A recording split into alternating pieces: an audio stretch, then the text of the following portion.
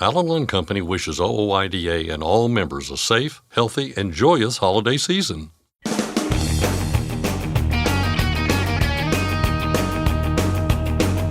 OOIDA, representing America's truckers since 1973, presents Landline Now with your host, Mark Redding. President-elect Trump has named the person he wants to head the U.S. Department of Labor. But what do we know about that person, and what does the appointment mean to truckers? Scott Thompson talks with Landline Magazine's Mark Schremer.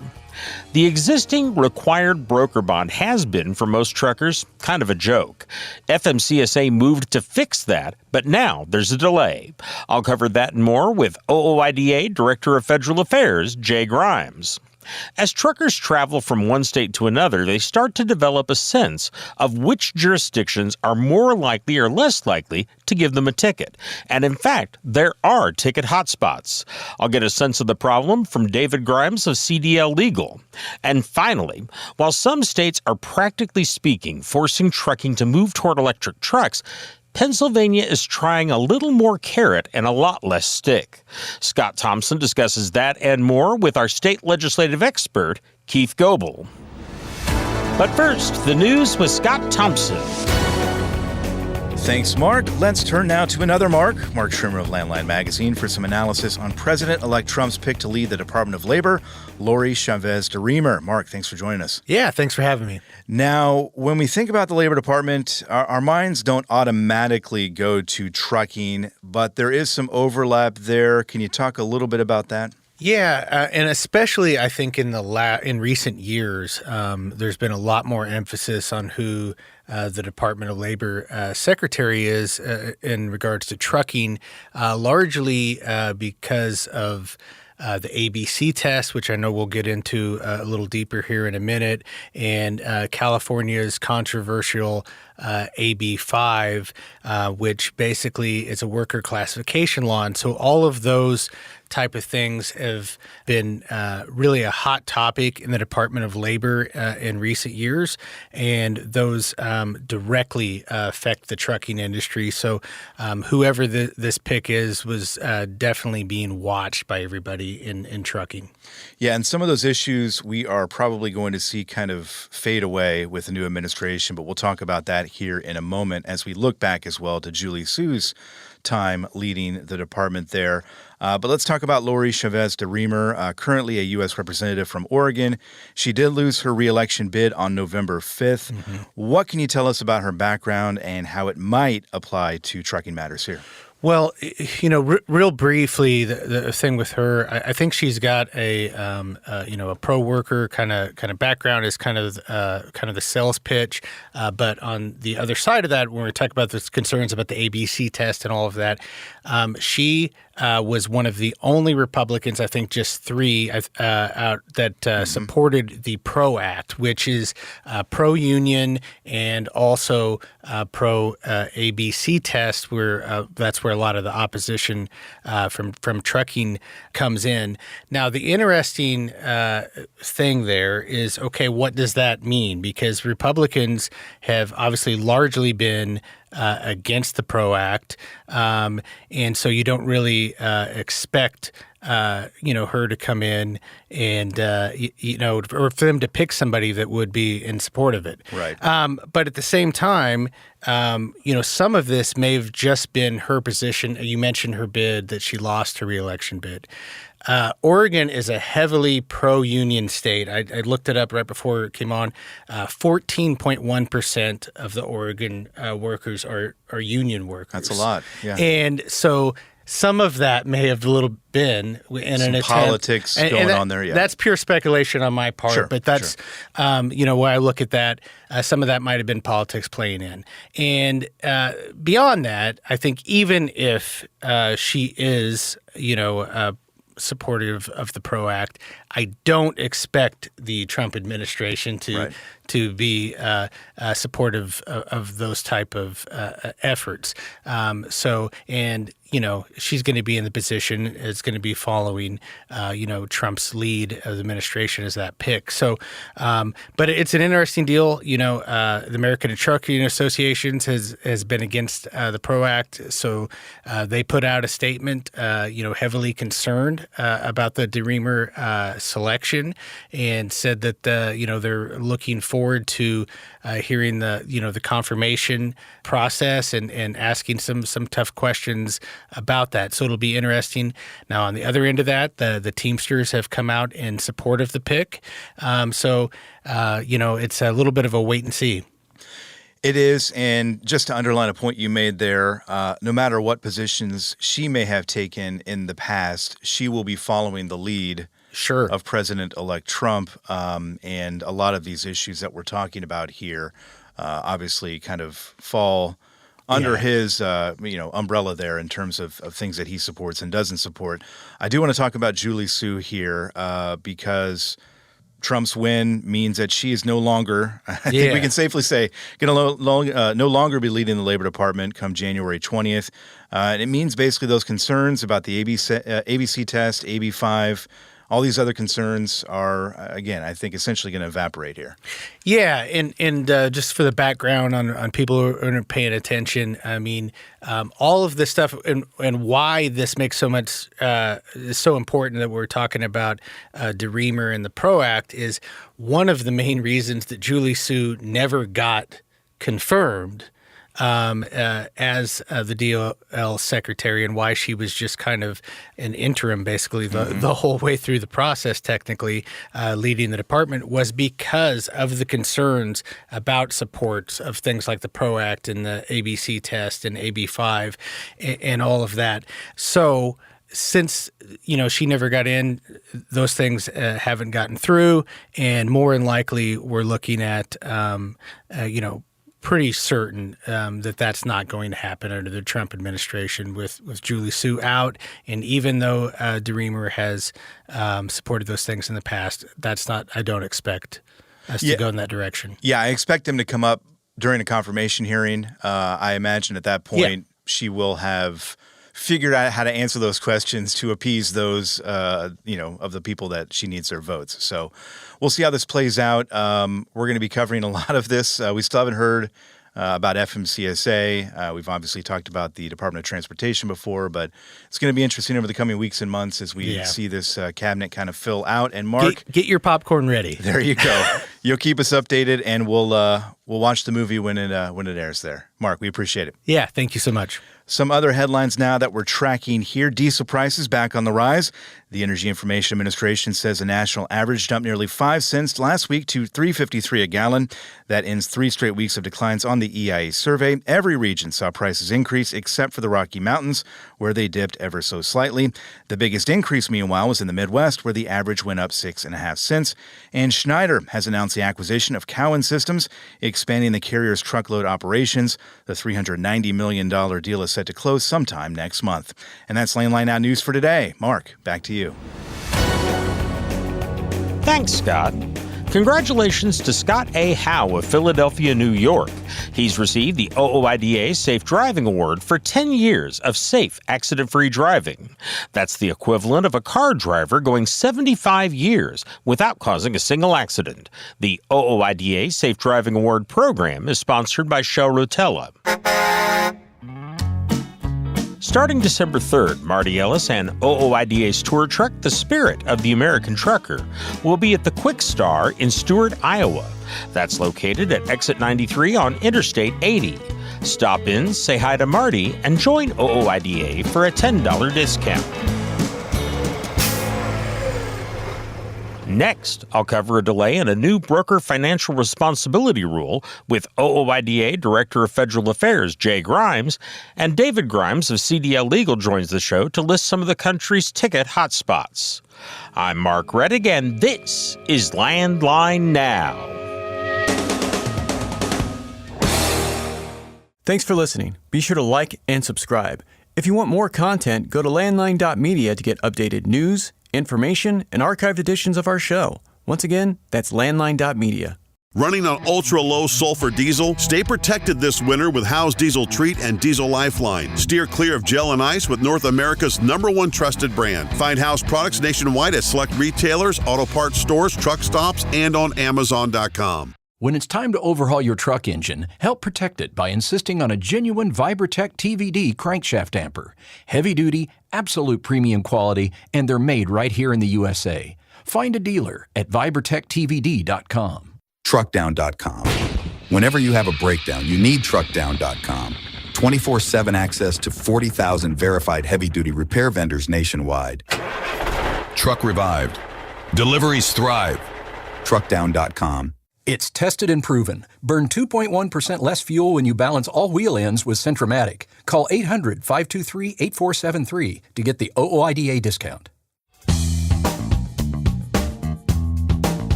The existing required broker bond has been, for most truckers, kind of a joke. So often when it's needed, so many claims have been made that truckers get pennies on the dollar. FMCSA has moved to fix that, but now there's a delay. Welcome back to Landline Now. This is Regulatory Roundup, and I'm Mark Rettig. I'm joined as always by OOIDA's Director of Federal Affairs, Jay Grimes. Jay, how are you doing? Doing well, Mark. Good to be with you. Well, glad to have you here. Let's kind of start very briefly, at least, with kind of reviewing the current regulations. What is required right now of brokers in terms of financial responsibility? $75,000 is the required amount. That level was raised up from $10,000 back in 2012 with the major highway bill known as MAP 21, along with increasing that bond level. Congress also enacted a number of different oversight provisions that would, hold brokers accountable to that bond level. That's kind of where this problem lies, is that a lot of those other provisions, have not really been enforced in any way by FMCSA since 2012. Now, because of that, FMCSA, it's been, I think back in 2018 or 2019, started a rulemaking process to finally implement a lot of those broker and freight forwarder financial responsibility provisions. That rulemaking process was completed about a year ago now. Final rule was published November of 2023. It made, I think, some necessary improvements and reforms and set some compliance dates, which were supposed to go into effect beginning January of 2025. We are now hearing that for, I think, a couple of different reasons, FMCSA is proposing a 1-year delay on a couple of those important policies in the final rule. So I think the kind of the extended period of noncompliance is looking like it will continue here for at least another year. So has FMCSA said why they decided to delay this? Yeah, so they have indicated that because of the updated federal registration system is not going to be ready to be launched in time, that is the reasoning that the delay is necessary. And when you go back and you read the final rule, a lot of these provisions holding brokers accountable were going to be monitored, displayed, and kind of, the oversight was going to, be done and administered through this updated federal registration system, which in theory is going to, ensure that, motor carriers and brokers are all who they say they are, that they're acting legitimately. But there's a whole lot of technical details that we've discussed that, aren't ready to quite be launched and be ready for the public quite yet. We know FMCSA has taken a number of steps this year to kind of start to begin to think about rolling out that registration system, but given the fact that it's not going to be ready by January 2025, the compliance dates tied into the broker financial responsibility rule need to be pushed back. Unfortunately, caution the agency that this could have happened a year ago. Did not want to see these provisions get delayed. Primarily the key policy provision of being able to suspend a broker or freight forwarder's authority when that bond falls below $75,000. It's interesting to me, and perhaps I'm just being unreasonable or something, but they certainly didn't need to wait for a new registration system to suspend carriers who violate regulations. It seems like they could do that. I mean, is it really going to be that hard that they need this new system? Well, we wouldn't think so, but considering there's hardly been any enforcement and compliance for these broker and financial freight forwarder financial responsibility provisions, they clearly need something new to be able to start doing that. I think they're counting on this new registration system to be that tool, but you're right. I think there's got to be some alternative ways similar to all the ways that they're able to conduct compliance and enforcement on the carrier side of things. And kind of looking back, so after that final rule was released in December of 2023, OOIDA filed a petition for consideration, really calling on FMCSA, to further improve that final rule, to update broker security regulations. We thought, it was a strong final rule, but there were some steps that could be taken to further alleviate the concern of broker non-payment of claims. We believe then, still believe now, that various modifications to that final rule would improve the economic health of the broker motor carrier component of the transportation industry. And we told FMCSA about a year ago that the registration system remains a work in progress. There have been numerous problems with the registration system rollout historically, and that we were skeptical that this thing was going to be ready in time before the January 2025 compliance dates, and certainly disappointed that those warnings proved accurate. We think that this delay is going to allow brokers to continue stealing transportation services in excess of the bond amount, and we're calling again on FMCSA, if there's going to be a delay, that they need to find interim short-term fix or a completely alternative method altogether to ensure brokers and freight forwarders are in compliance with that final rule as soon as possible. We've mentioned the final rule a couple of times on this broker financial responsibility, but we haven't told people or reminded them what is contained or what the main points of that are. Could you just briefly review what this regulation will require? Yeah, so it made a host of different changes and modifications to broker security regulations. First and foremost, immediate suspension of the broker and freight forwarder operating authority when the broker or freight forwarder's available financial security falls below $75,000. So that's the key problem at hand here, and that we've seen all the time, that these brokers and financial entities allow multiple claims to accrue against that $75,000 bond. And then there's a drawn out process where the settlements end up being pennies on the dollar, when if they're doing things the right way, any claim against that $75,000 should be paid out in full, and the bond should be fulfilled back to $75,000 for that broker to continue doing business. So that final rule, I think has a lot of teeth to it to fix that problem.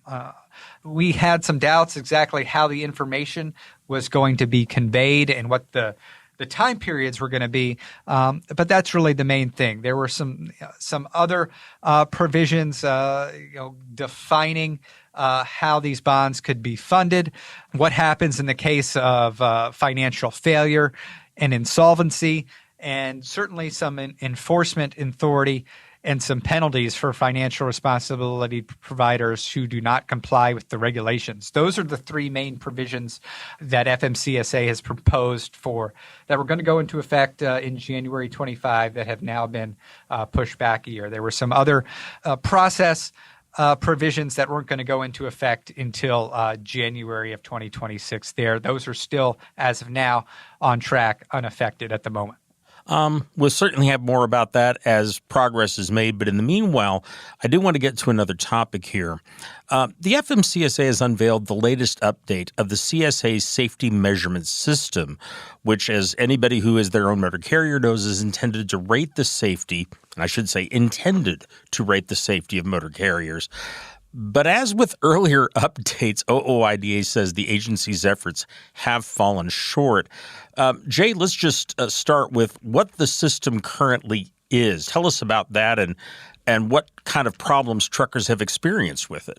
Yeah, so this is a system that first started in 2010, safety measurement system, which uses a mechanism called compliance and safety accountability as a way to identify high-risk motor carriers for investigation. And that takes a number of different categories and rating systems. And it's really a methodology to kind of try and identify unsafe motor carriers in the most efficient way possible. Unfortunately, the way that the system is structured and the data that goes into this system is highly flawed, and it has so many erroneous assumptions, and the way they compare different carriers, it really does not promote a fair and transparent system. And as soon as this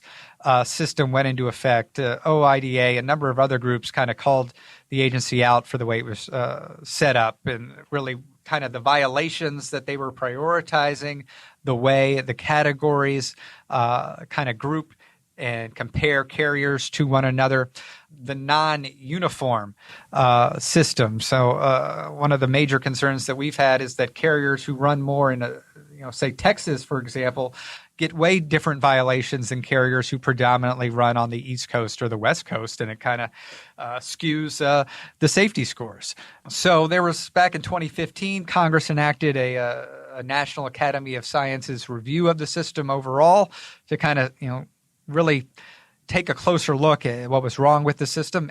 National Academies underwent that study, and they laid out some critical recommendations that FMCSA needs to look at before these safety scores are returned to public view, and really trying to lay out some methods that could improve the safety measurement system overall. Unfortunately, the National Academy of Sciences kind of gave FMCSA an excuse that they said the system was defendable before they kind of went in to their criticisms. So FMCSA over the last few years has tried out a few different ways to try and incorporate some of these recommendations. Early last year, they proposed a number of different changes looking at reorganized and updated safety categories, consolidated violations, simplified violation severity weights, different percentiles instead of safety event groups,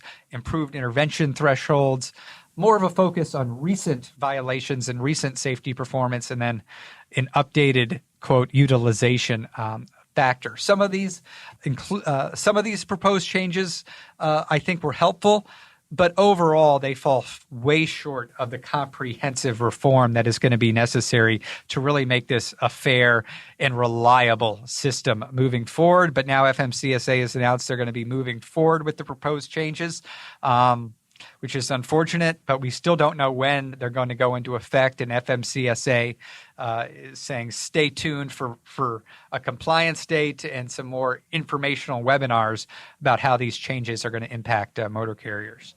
And one of the things that always throws me on this, and correct me if I'm wrong, but several years ago, there was a government audit by the GAO, the Government Accountability Office.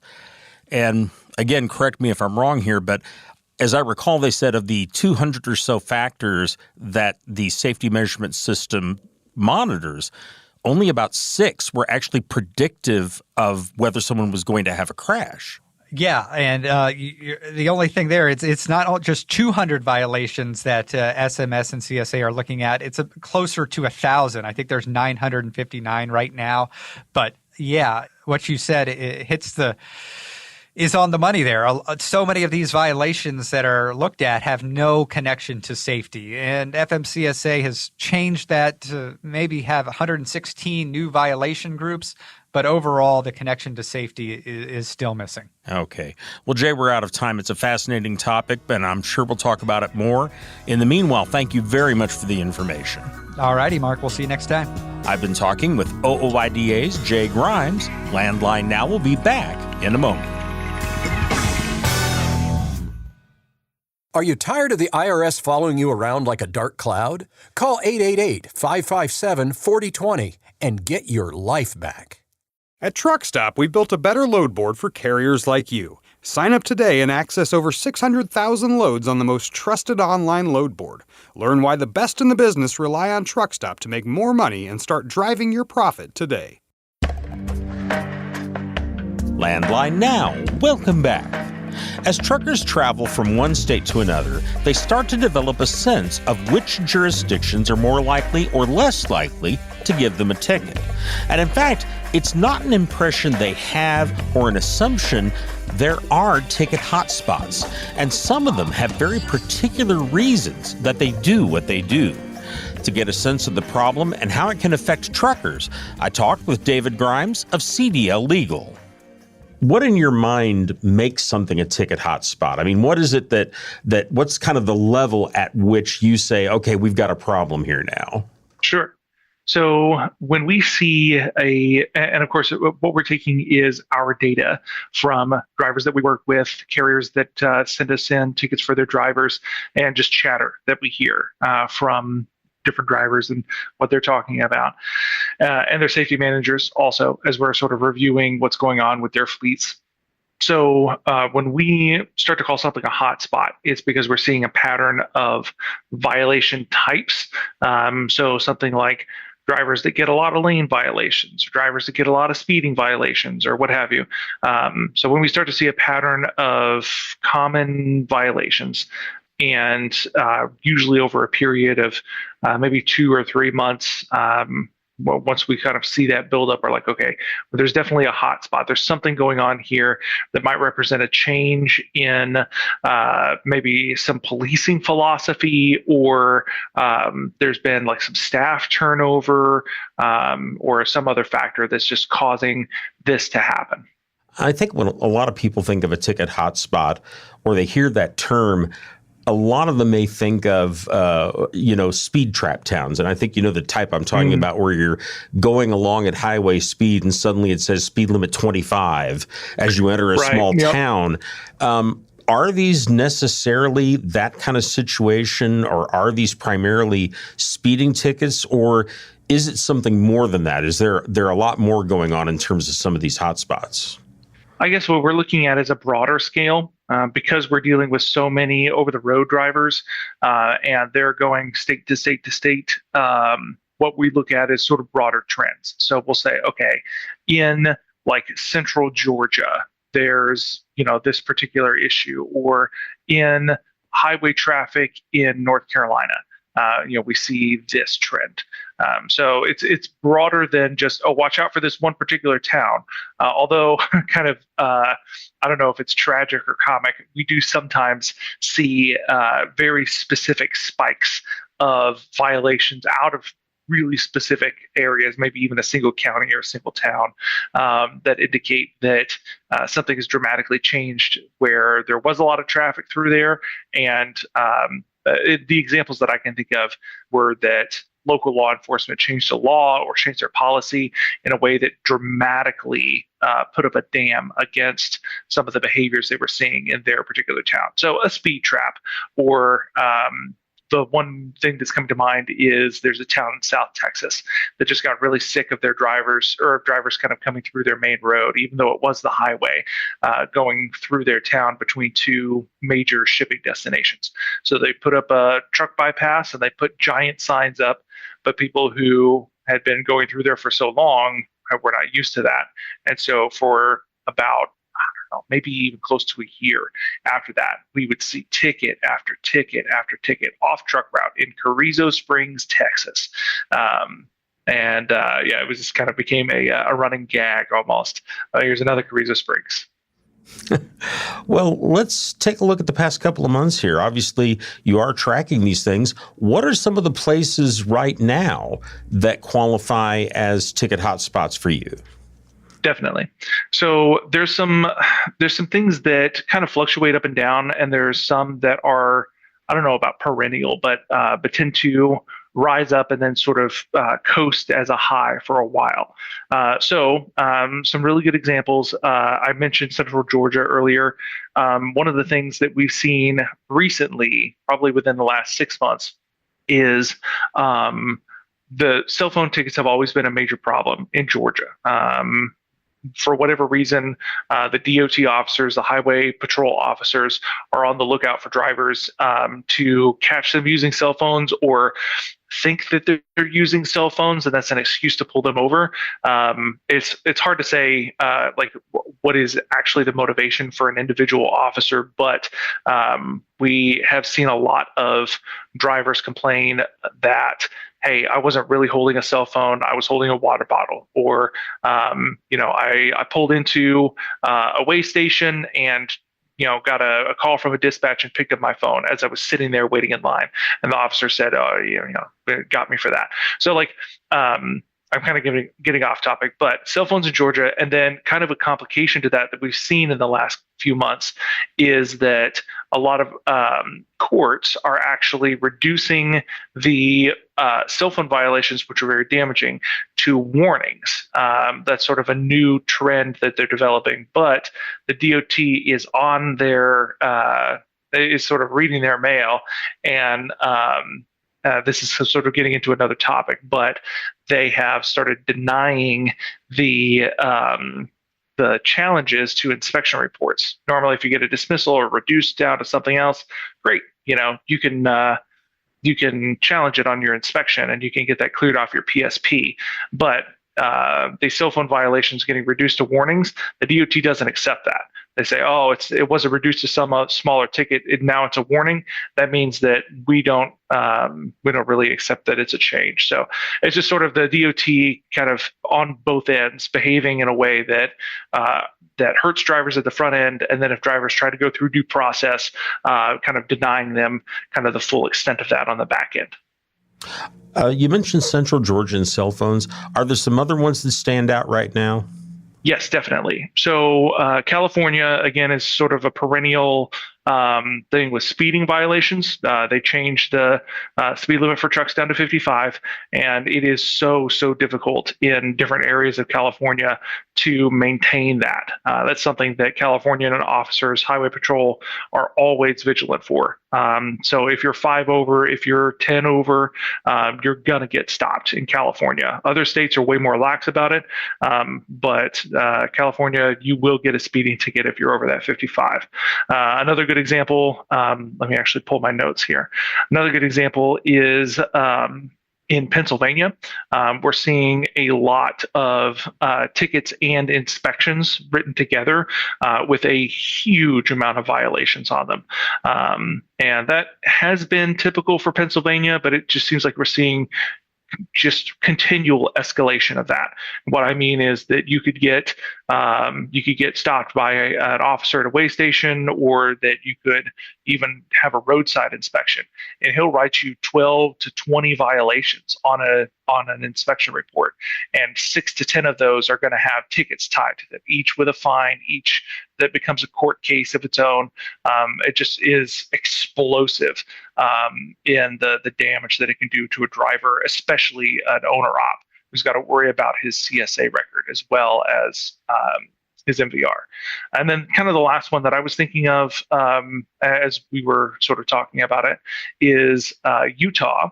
A really hot violation there is failure to stop at port of entry.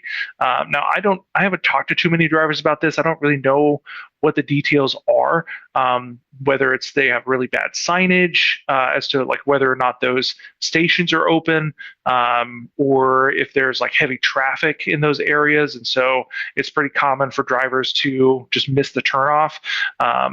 But we get a ton of those out of Utah. Somebody will whip out of a way station, catch the guy a few miles down the road, bring him back to the way station, inspect him, and give him that ticket for failure to stop at port of entry. Now, you mentioned earlier that, for example, the town in Texas, that their motivation was they had this highway that went through town, and they were just tired of trucks. And I'm curious if we have an idea on some of these other jurisdictions what the motivation is. And I mean, the first thing I think a lot of people think is they're just trying to raise some money. And certainly we have seen places, we talked about small towns with speed traps, and we've seen towns where 80% of their budget was coming off tickets, which some states have acted against. But what are some of the other motivations that are behind these particular hotspots? Well, I think for the ones that we've discussed today, it's more likely that pressure is coming from above. What I mean by that is there's sort of general federal regulations that are always in play with the state Department of Transportation, and kind of some guidelines as well. We've talked about anti-masking guidelines before, where there's sort of a federal mandate to prevent bad drivers from hiding how bad they drive on the road.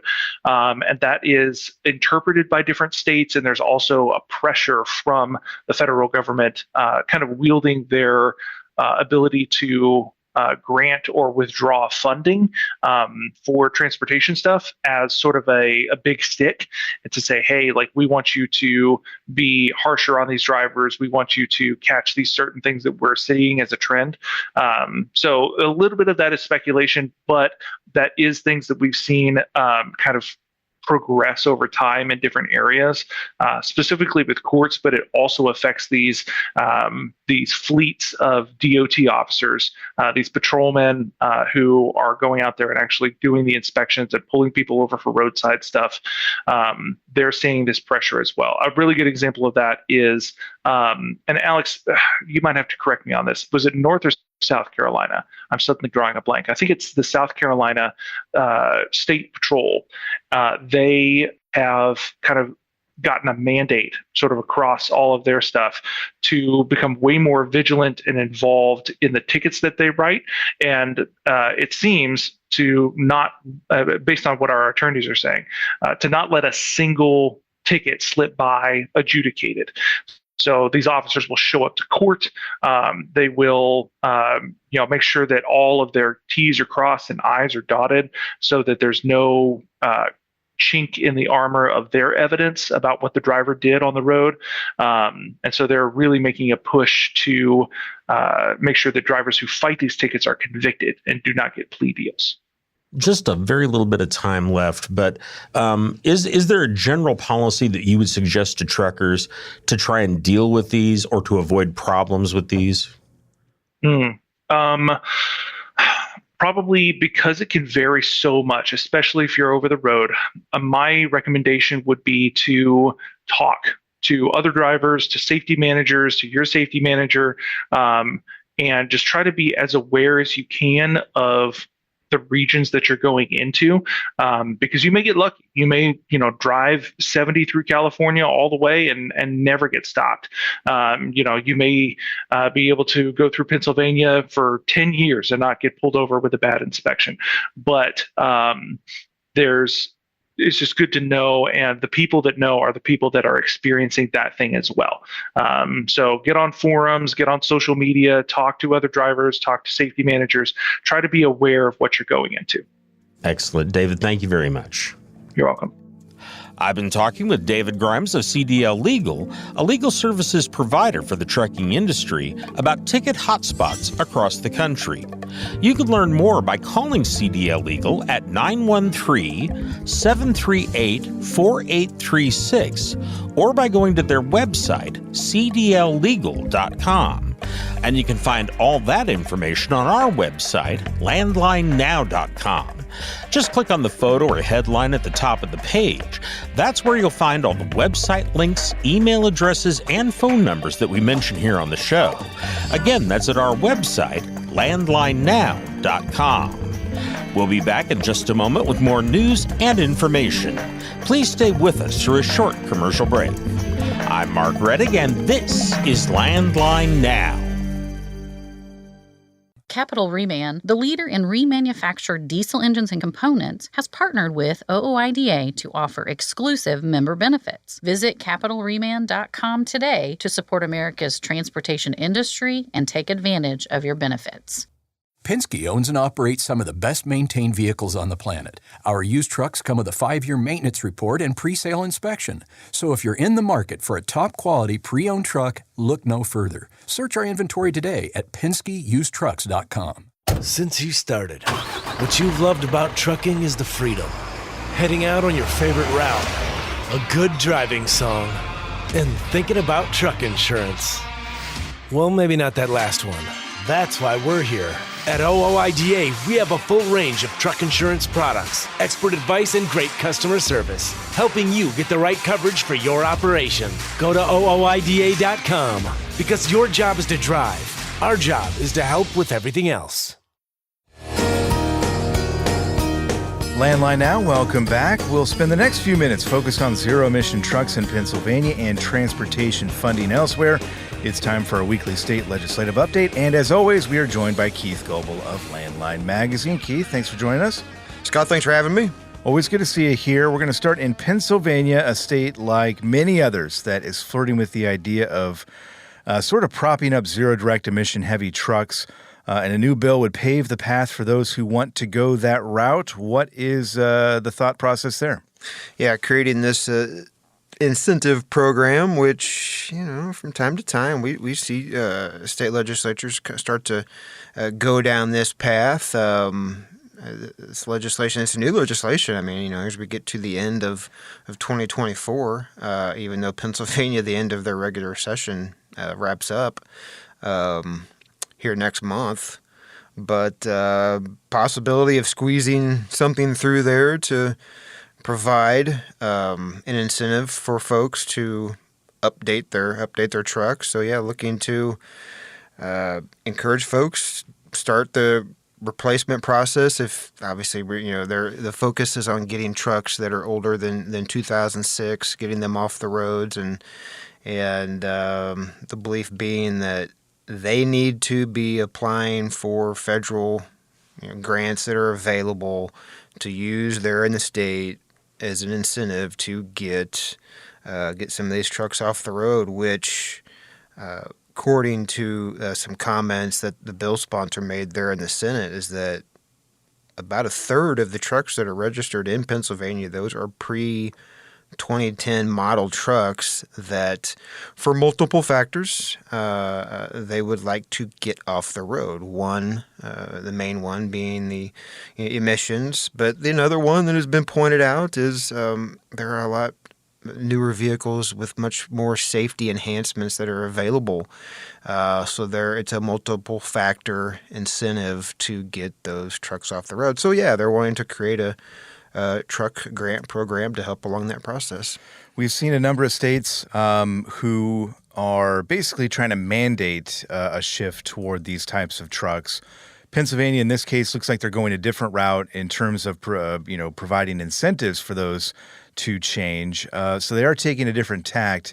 It'll be interesting to see how it plays out. Obviously, this is just a bill right now, but if it does become law and this does become a program, it might be one that other states want to emulate, I would suppose. I mentioned it's a conversation that's being had. Sure. I think also possibly with putting this legislation out there at the State House, this legislation would require that the state apply for the federal funding. State doesn't have to there doesn't have to be a law passed to make this happen. They could go ahead and act on their own without legislation. So, perhaps, it's getting the conversation started. As I pointed out, this is a recently introduced bill. Their regular session ends next month. Of course, it can be reintroduced once we get into January. But I think by and large, the reason why now this bill is being introduced, more than likely just to get the conversation going. Probably not going to get something done here in the next several weeks, but maybe looking to spur folks to there at the state to look into this and the benefit that it would create. But yeah, absolutely. Other states, again, as we get ready for 2025, there is no telling what we will see. But definitely a possibility that other states, especially states nearby Pennsylvania, may say, okay, hey, this is something that they've considered to be pretty worthwhile. Possibly we should be doing the same thing. So yeah, time will tell, but definitely it doesn't hurt to have a state the size of Pennsylvania with legislation to accomplish this. Yeah, for sure. And the Pennsylvania Motor Truck Association supports this bill. We'll keep an eye on it and keep people updated. Let's shift now to an interesting dynamic playing out in several states. They're basically searching for transportation funding. And Keith, you found a number of states that are staring down shortfalls right now and kind of trying to figure out how to close the gap there. This is a problem for a number of states. Yeah, this is something that's never going to change, right? Yeah, I guess there's comfort in that. I don't know. Yeah. I mean, the only constant is how a state is going, or how states are going to try to address the issue. I mean, over the past couple of decades, at least in my time covering this, I mean, you've seen the focus that was huge on increasing fuel tax rates, and then there was a major shift towards tolls, and now in more current times we see. Looking into electric vehicles as those have continued to grow in popularity, definitely not significant enough, but to raise a significant amount of money for states. But it is an emerging component that states have not, to this point, prepared for. Getting revenue from those vehicles. Of course, in the past, we've seen states that have tried to incentivize folks to purchase alternative fuel vehicles. Now, the shift is starting to go towards getting money from those folks. So maybe not as much of an incentive to go that route, but that is where, we're trending. You have got more and more folks doing this. Anyway, as a result of all of this there's fewer fuel tax dollars available. Folks know more fuel-efficient vehicles, alternative fuel vehicles becoming more a factor. So what to do? And so we've seen here recently, and we will see in 2025, states looking to try to address the shifts from what they have been doing for decades, which is relying on the fuel tax. Having to be more creative and coming up with definitely a needed transportation funding. Yeah, some state out there is going to figure this out, and then I think other states will probably follow suit. But as you kind of point out, the formula, nobody knows what the formula is right now. The electric vehicle fees are one avenue to take, but we have seen a number of states raise fuel taxes in recent years, and yet, the problem persists. Are there other ideas being floated out there? I mean, is it just a matter of raising fuel taxes even more? Is that going to do it? Or, what are the conversations out there? Well, and one component that we've seen to the fuel tax is states that are indexing for inflation that will allow for regular increases. Of course, for the most part, almost all the states, they're so far behind on where they should be. I think of Texas as one of them. Missouri used to be. Missouri's definitely made some changes here in recent years to try to reduce that gap and where they should be compared to when the previous fuel tax increase was. In Texas, they've had, since the early 90s, a 20-cent per gallon excise tax. We've seen here in recent years efforts to at least double the fuel tax rate. One of the bills that's been pre-filed there in the Lone Star State for 2025 would just simply tie it to the highway cost index, which would allow for regular increases. But yeah, that is one of the things that states have been more active with recently is linking them to inflation, so you can just have the regular increases where you don't have to have the legislature go in every few years and try to approve a 5-cent, 10-cent, 20-cent fuel tax rate increase. But yeah, definitely alternative fuel vehicles, an emerging focus. Road usage charges That's one of the things that's really, it seems like it's really starting to get some push with lawmakers around the country. That definitely is something to keep an eye on. In addition to, folks are well aware of tolls, vehicle fees that are also based on weight having a definite factor in there. So yeah, a lot of emerging options there that lawmakers that we'll probably see starting to come up in 2025. Someone will figure it out. It's not going to be us today, Keith, because we're out of time, but maybe next time. We appreciate your time. Yeah, thanks for having me. Our thanks to Keith Goebel of Landline Magazine for his time, and our thanks to you for yours and for joining us on today's program. We're back tomorrow with another. Until then, take care and drive safe. Thanks for listening. Be sure to like and subscribe. If you want more content, go to landline.media to get updated news, information, and archived editions of our show. Once again, that's landline.media. I'm a dad. A son. A husband. Wife. I'm a writer. Photographer. I farm. I'm a veteran. I love old cars. Fishing. My kids. Chrome. And I am a professional truck driver. And together we are OOIDA. OOIDA was founded by truckers to stand up and speak on behalf of truckers. We've done that by combining the individual voices of our members into a single, powerful voice. Protecting your interests, defending your rights. Join us! Make your voice heard. Join OOIDA, the Owner-Operator Independent Drivers Association. Call 1-800-444-5791 or visit ooida.com.